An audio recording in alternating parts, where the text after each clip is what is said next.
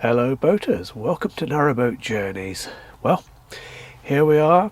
It's the 12th of December today. Night time, as you might be able to gather, and I was going to just say about winter nights on a narrowboat. I mean, keeping warm, provided you've got a supply of coal or wood, is not really a problem. What is a problem though is the isolation and the long periods of darkness. I mean, typically around about this time of the year it's getting dark at about 4 o'clock in the afternoon, and the sun doesn't rise until after 8 o'clock in the morning, and it's an awful long time to spend on your own, really.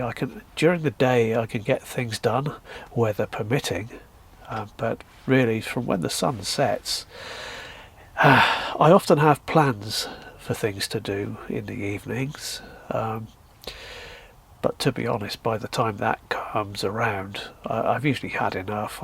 I just get bored and I end up just going to bed.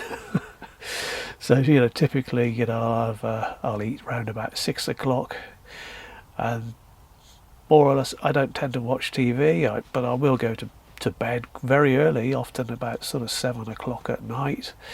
I just watch Netflix or read for a couple of hours and then sleep, and try and sleep through the night. Because it's so many hours of sleep to get through, I tend to wake up probably about 4 o'clock in the morning quite often. Sometimes I can go back to sleep, sometimes I can't. Winters, the only thing I like about winter really is the quietness of the canal.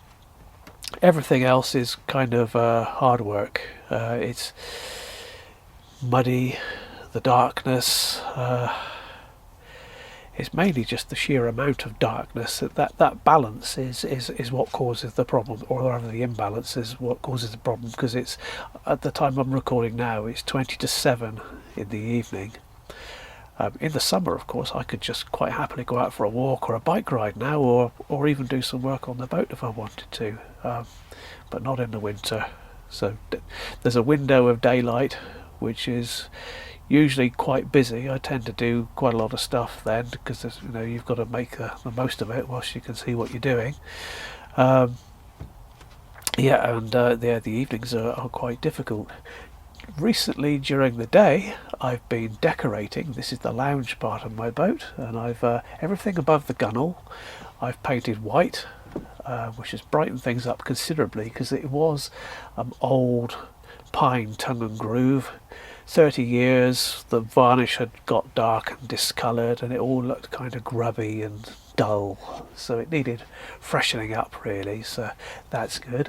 I've rearranged things a bit in here, and as you may have noticed, I've changed the position of where I put my camera, so you've got a better view of things now. It's a little bit more interesting, and the setup is such that it should be fairly quick and easy for me to just set up and record a vlog without too much faffing around. There's quite a bit of work involved when you're sort of like painting the lounge, this lounge is it's only about 12 foot long by about 6 foot wide, and most of the walls are actually just windows. In terms of painting, I mean, if this was a normal room, we'd be looking at probably an hour and a half for each coat of paint.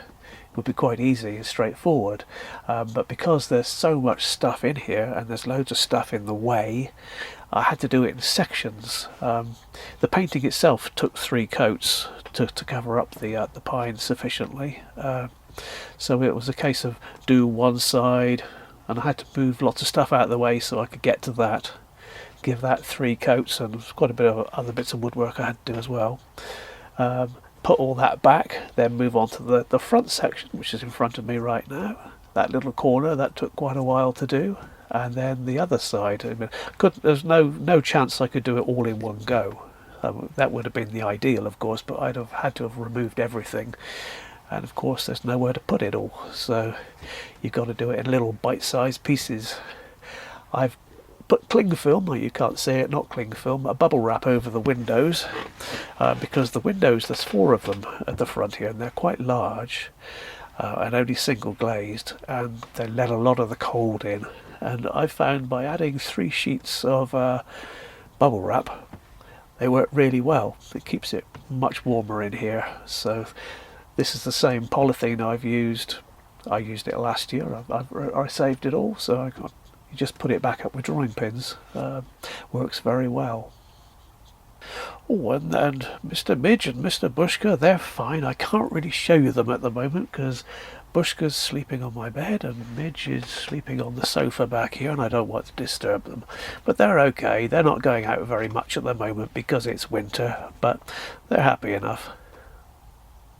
The other thing that I've had to do is the window frames around each of these 4 windows was like an interior wooden frame, but that was done over 30 years ago, and that was just pieces of wood nailed to the wall to make a frame, which was fine, but it meant that if you wanted to paint the wall, that all had to be removed. I've tried masking off areas in the past, and it doesn't work very well. It's very hard to get a nice clean finish. It's best to remove things out of the way.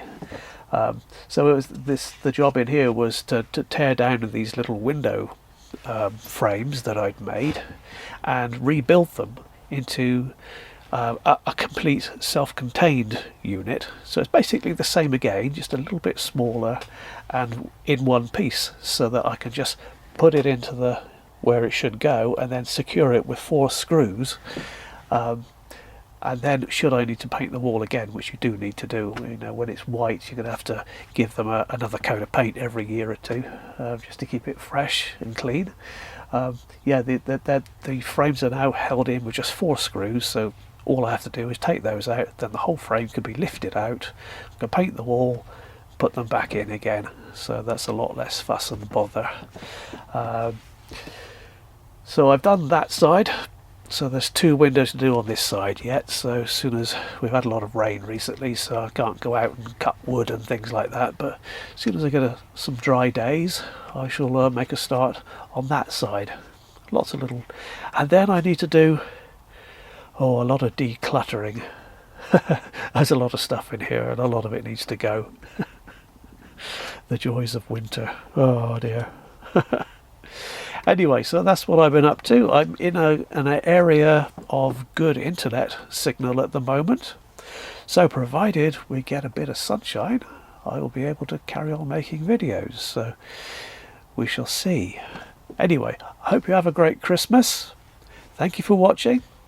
I'll see you next time.